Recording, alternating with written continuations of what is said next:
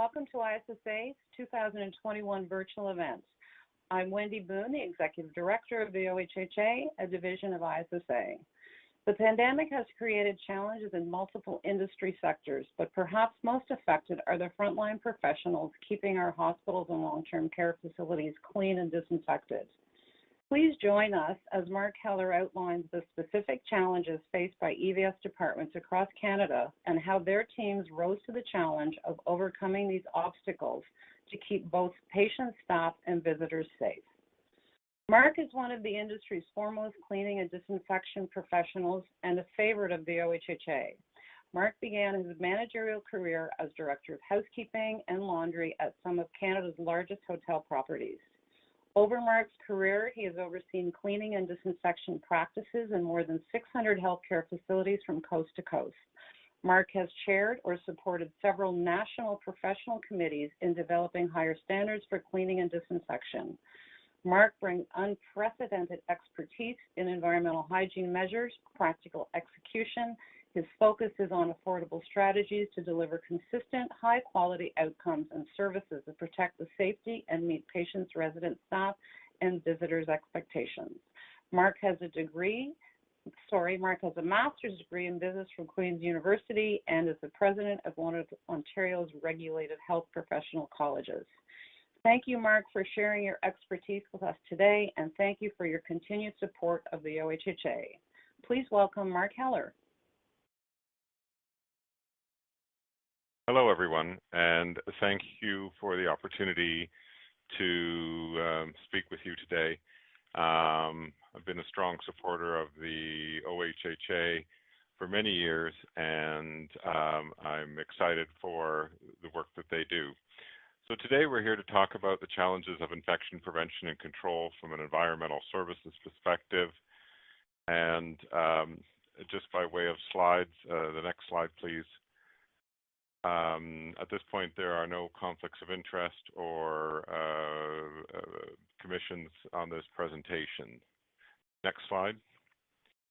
So the objective today is to talk a little bit about the impact of environmental services on the built environment and how that impacts on patients, residents, guests, and staff.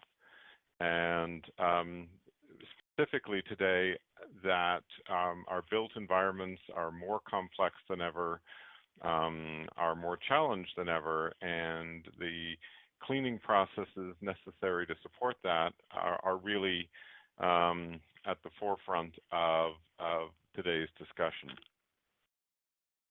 Next slide, please. And then the next slide, please. The thing to remember when we think about environmental hygiene when it connects to infection prevention and control is that there really are 7 pillars of infection prevention and control. Environmental hygiene is one part of one pillar. So we need to remember that as infection control processes are put in place in our hospitals and long-term care facilities, there are many things that go on disconnected to environmental hygiene, but environmental hygiene and hand hygiene together are really one of the foundational 7 pillars. Next slide, please. Throughout this discussion, we're going to be framing it under the idea of what we call our 5P environmental hygiene performance framework.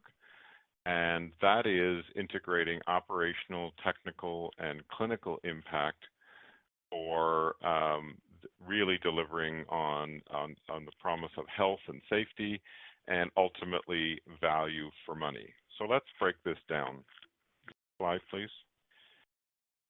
So when we think about the first P in environmental hygiene, which is protocol, protocol is the science of cleaning and disinfection.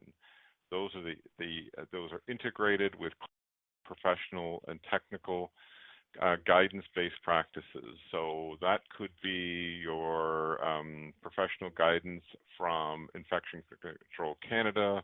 It could be your provincial public health department or infection control group who has put out guidance documents to you. It also could be protocols given to you by manufacturers of disinfectants or anything like that. So what we know today is that the built environment is becoming ever more focused on private accommodations. Modern facilities being constructed today are increasing the use of private accommodations as an important engineered control to prevent the spread of infections. However, what we also understand that those private rooms housing the same number of patients as would have had before using semi-privates or 4-bedrooms is increasing the workload of the housekeeping and environmental services without necessarily adding to the number of beds. For example, cleaning the same number of beds using private rooms could add between 20 and 30% more time for daily cleaning and 30 to 50% more time for terminal cleaning. However, the other benefit of more private rooms is it allows for increased use of secondary disinfection technology as part of the terminal cleaning process. Next slide. When we also think of the built environment, the expanded use of mobile and bedside information systems for clinicians and patient self-input. In the hospitality industry, guest room electronics are also increasing. So more than ever today in our built environments, we're bringing more electronics into the patient environment, resident environment, or guest environment. The challenge for us in environmental services is who cleans that and who disinfects those items. So typically, cleaning of disinfection technology is out of scope for environmental services or housekeeping. However, who takes responsibilities for these items, and they can be high-touch items and high-touch surfaces, is not always clear. And really what is critical here is to have a hospital-grade single-use disinfectant wipe be available for patients, care providers, or guest use. Next slide, please. The evidence also supports the adoption of engineered infection control solutions, especially in new and renovated patient or resident environments, such as ozonated sinks, hardwired UV disinfection systems, fixed and hard surface partition screens, auto flush toilets, and touchless hand hygiene supplies.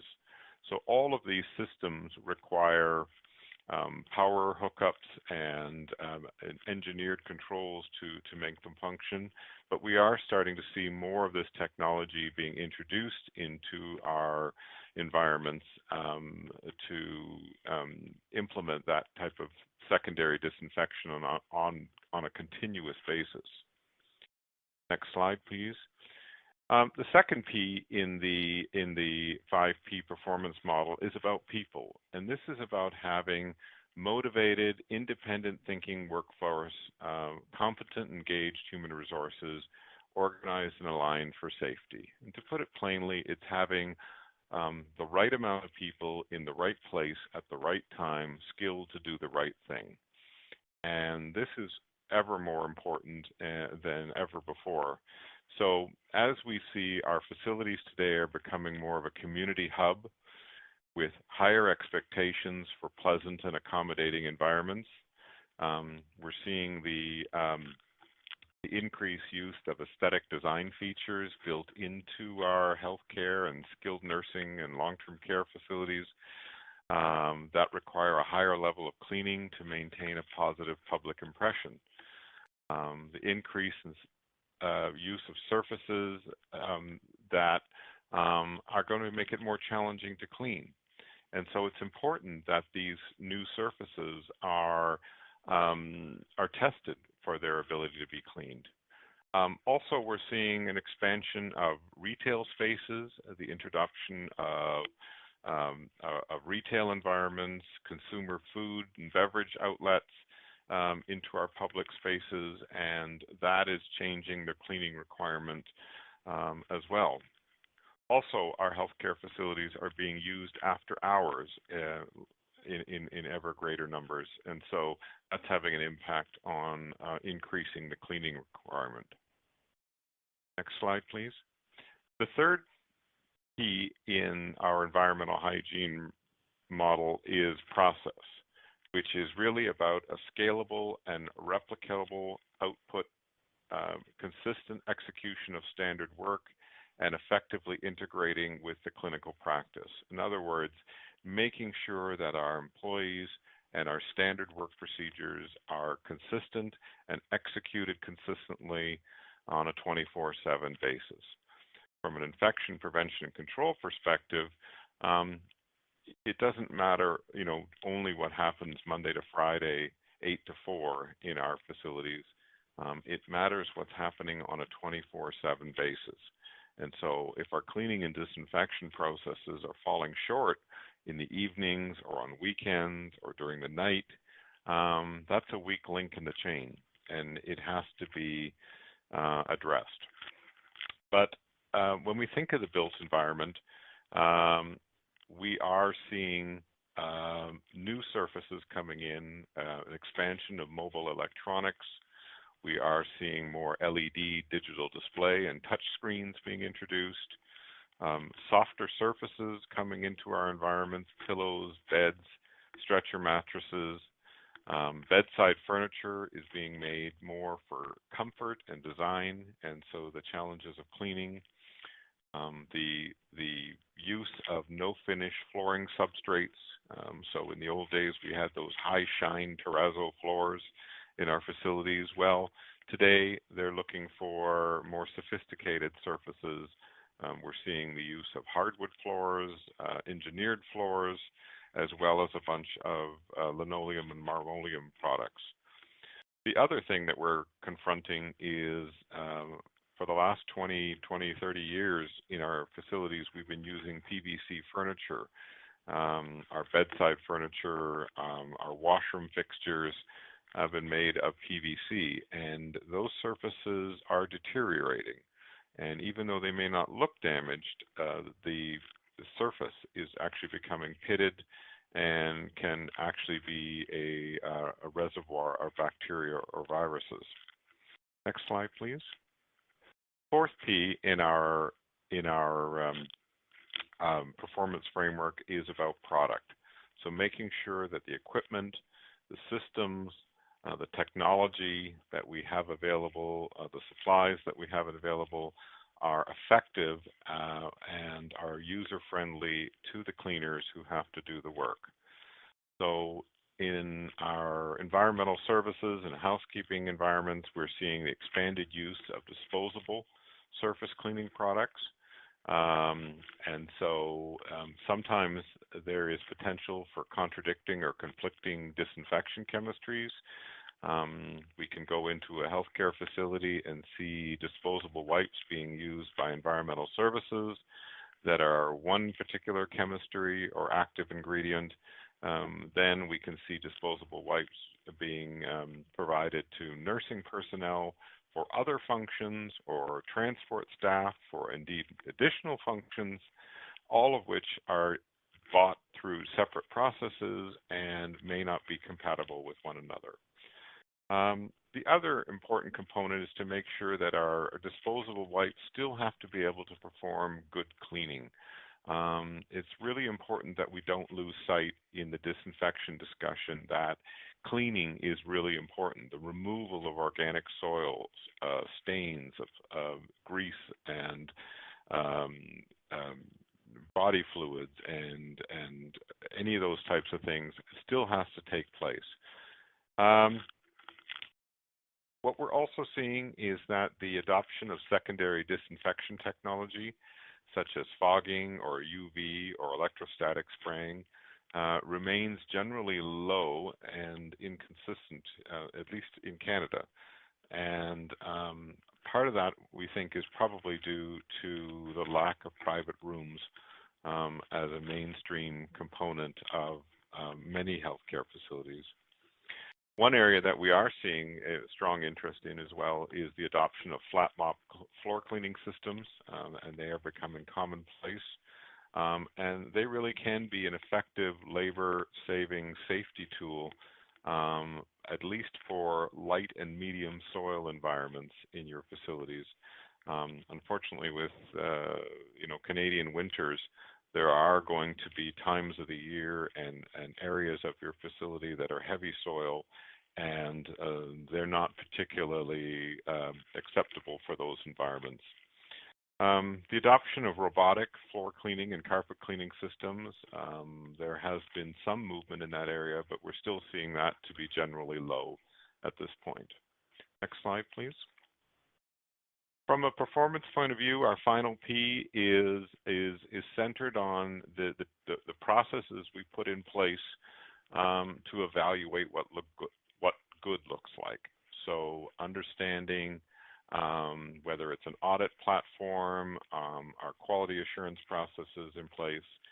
Increasingly today, the expectation is that environmental services or housekeeping has a robust, proactive environmental cleanliness and environmental hygiene monitoring process in place. There are no national standards on those requirements, and so it is still somewhat challenging. But increasingly today, as with many parts of infection control, there's an expectation to help demonstrate the return on investment for cleaning and disinfection. And while the cause and effect impact of cleaning and disinfection on clinical outcomes is still somewhat theoretical and anecdotal, there are a number of studies underway which are seeking to close the gap on that. And indeed, there have been many published papers in support of that. But it is very difficult to translate specific investments in additional cleaning and disinfection on patient or resident wellness. And so it is still sort of an indirect, theoretical-based connection. The other requirement, of course, is that as healthcare costs rise exponentially in the country, benchmarking initiatives have we've seen a number of benchmarking initiatives being put out by various health or provincial authorities. However, they generally, in environmental services, fail to address a number of critical variations in scope of service, building condition, and clinical activity levels. And then finally, at least when we look at environmental cleanliness outcomes, environmental services is really prone to a high degree of variation or subjectivity by the auditor. Next slide, and then next slide, please. Final area I just want to touch on a little bit is obviously what we've lived through for the last year to 2 years, which is the COVID-19 pandemic. And it would be remiss of me if I didn't acknowledge that environmental services have been on the front line of the national response when it comes to cleaning and disinfection in our long-term care and hospital environments. There are, thinking through our 5P performance model, certainly the protocols have been well established for cleaning and disinfection. Those are in place in every region of the country. The challenge has really been the ability to staff up our facilities and to sustain the staffing levels necessary to implement those cleaning and disinfection protocols. We have experienced a number of facilities in staff shortages, and indeed recently in a national conference of infection prevention and control practitioners, over 90% of ICPs reported that environmental services has, during the COVID pandemic, struggled to maintain staffing and to maintain the protocols that have been required. From a process point of view, what we saw with that high turnover of staff is having in place a training program that can meet the challenge of being able to deliver on competent employees during times of high turnover or high increases of staffing. That's proven to be another area of opportunity for improvement. Our hospital, our products, our hospital-grade surface disinfectants have generally done a great job at meeting the need, and with COVID-19, secondary disinfection technology has generally not been indicated. And finally, from a performance point of view, the requirement to be able to demonstrate a monitoring of outcomes has been required in a number of jurisdictions, and we're seeing a rapid rise in the adoption of cleaning audit software and services to support that. And so that's really the summary of my presentation today. I hope you found it of interest. My contact information is on the final slide, and I look forward to your questions.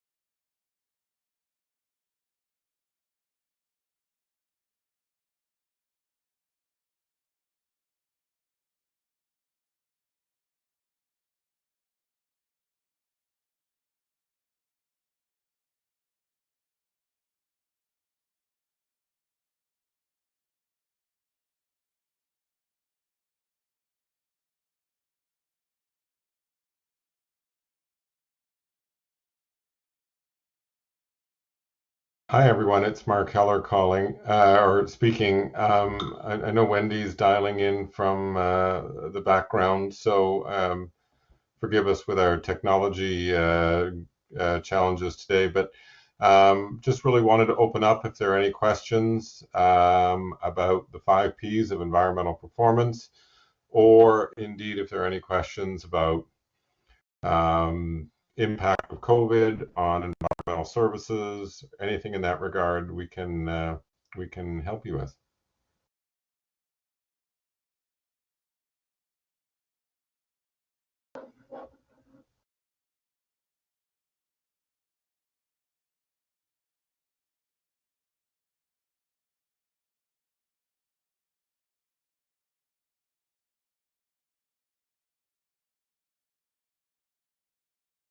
We see a shout out from Kevin Smiley in Alberta. Thanks, Kevin. It's great to see you online, and yeah, love my friends in Alberta.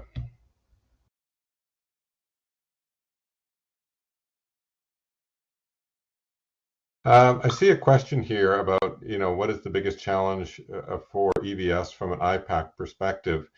Um, as I mentioned a moment ago, uh, in a recent IPAC Canada national conference, we were able to do a polling question to ICPs representing all regions of Canada, and said, to what degree has your environmental services struggled to maintain standards and to maintain quality during the COVID pandemic? And as I mentioned in my presentation, over 90% of ICPs reported that either to some degree, or I think it was 48% said a severe degree, that environmental services. And the reality is that the biggest challenge seems to have been the ability to have competent, trained employees in the right place at the right time doing the right thing. So the people aspect of our 5P performance model is where things have been difficult. So environmental services, like every department in a healthcare facility, was challenged to maintain staffing, and that's been across the board. The part that was difficult was that with a fast degree of onboarding of new personnel, the ability to get them trained and the ability to get them deployed doing the right thing in a high quality way, many environmental services departments are just not set up well enough to react with that kind of speed and ferocity to that degree of turnover.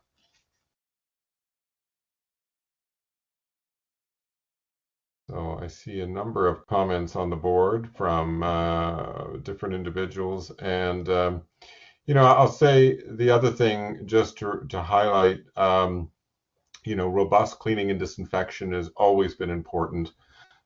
What I like about, if there's a good news coming out of the COVID situation, is that the industry and indeed society in general has now got behind what we've always known, is that cleaning and disinfection is critically important to patient and resident safety. If we ever need an example of how important it was, we just have been living through it. So I think that that has demonstrated the value proposition particularly effectively for us. There have been shortcomings through the experience, and by the way, those have been relatively consistent from coast to coast. And I've been fortunate to work with healthcare providers in just about every province and territory of the country. And these kinds of staffing, training, deployment problems have been pretty universal across the spectrum.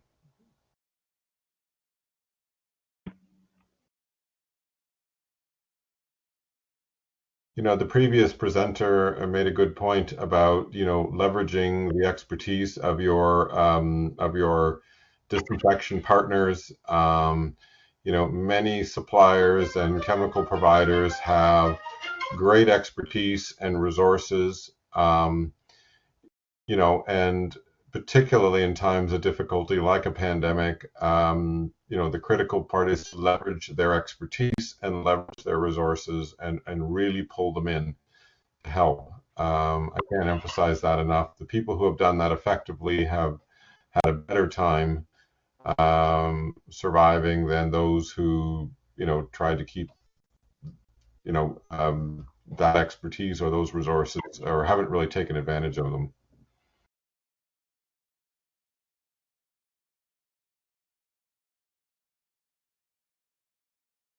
So, any other questions or comments? So many familiar faces tagging into the chat line. It's great to see many of you or hear from many of you. When you've been around the cleaning business as long as I have, you've gotten to know so many great people in the industry who care passionately about doing a good job And so it's been thrilling to work with many of you for a number of years.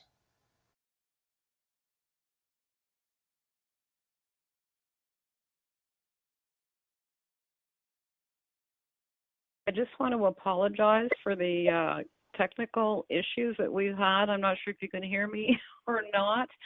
I think we're just about ready to wrap up Q&A, but I just wanted to make a suggestion. If anybody has any other questions, if they want to email them to me, and I'm sure that Mark would be happy to answer any questions you have. And just another thank you, Mark, for sharing your expertise and your knowledge with us. As I said, you're a favorite of the OHHA, and we really, really appreciate your continued support. So thank you once again.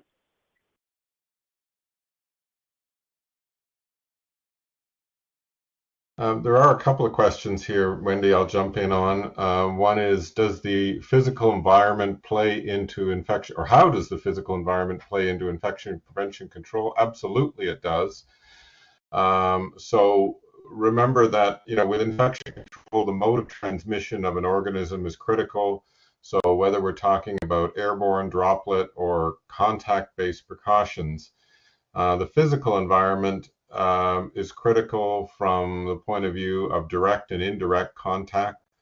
We know from evidence and studies that the proximity to the patient or the resident also plays an important role. So the degree of a contamination or a reservoir of bacteria and its proximity to the patient or resident is critical. So the intensity of cleaning frequency is really important, but also making sure that the condition of those surfaces is amenable to thorough cleaning and disinfection.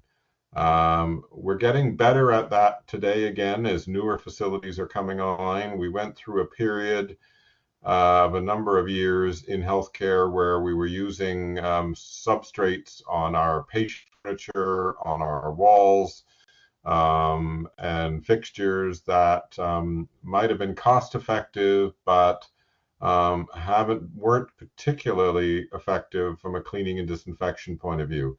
So we have a number of our facilities with vinyl and PVC based bedside furniture, or beds themselves, that can be sources of ultimately micro cracking and micro pitting on surfaces. All can be harbingers of bacteria. So good cleaning and disinfection with the right product, and as was mentioned already, the removal of the organic soil is critical. Conversely, the challenge we're facing now in healthcare is all about the explosion in electronics. So now we have digital screens everywhere in our healthcare facilities, and indeed many of them are touch screens. Every employee, regardless of their function in the building, is carrying some sort of mobile electronic device. And so, generally speaking, our healthcare facilities haven't caught up with how we thoroughly and frequently clean and disinfect our electronics. And it's an area we're still struggling with. So stay tuned on that. I think that we can do better on that. There's a question about measuring air filtration with wireless sensors. I guess to make them better. I will say this: the quality of the air in a healthcare facility is critically important. Engineering controls to ensure not only the right changes of air, per minute, are being carried out. The filtration systems are being cleaned and disinfected on a regular basis with the air handling system, and the percentage of fresh air are all things that have to be carefully scrutinized today. And again, COVID was an example of where that was very important. So There's a question about the video. You'll have to speak to the organizers. I don't know how they share the information. I'll let them answer that question. My contact information, though, was on the screen, and certainly if anybody has any specific questions, happy to help in any way I can. Please reach out.